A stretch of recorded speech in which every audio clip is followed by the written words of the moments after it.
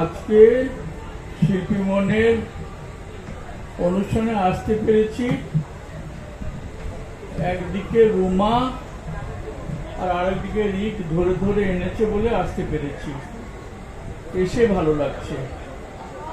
আর এখানে কেতকী জীবনে অনেক পর্ব, অনেক বই লিখবে, অনেক পুরস্কারও পাবে।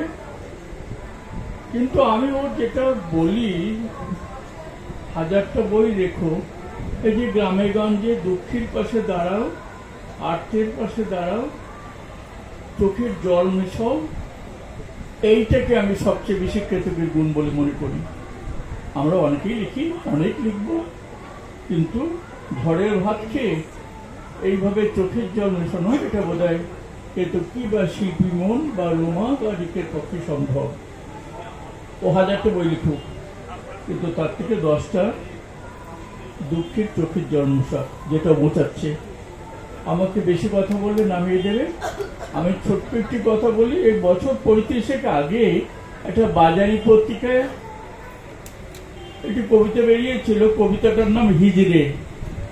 এ কেমন জন্ম দিলি মা, প্রথম ক্রন্দনে কেন লবণ দিলি না মুখে, কিসের এত মায়া তোর, তিনি তো সকল ভুলে তোকেও ভুলে চলে গেছে অন্য বসবাসে।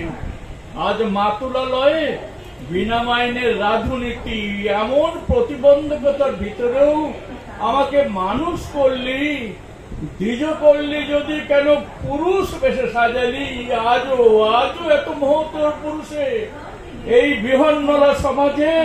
পুরুষ যদি বলিস তুই মা, সে তো তুই, আমাকে তোর বেশে সাজিয়ে দে মা, আমাকে তোর বেশে সাজিয়ে দে মা, আমি যুদ্ধে যাব।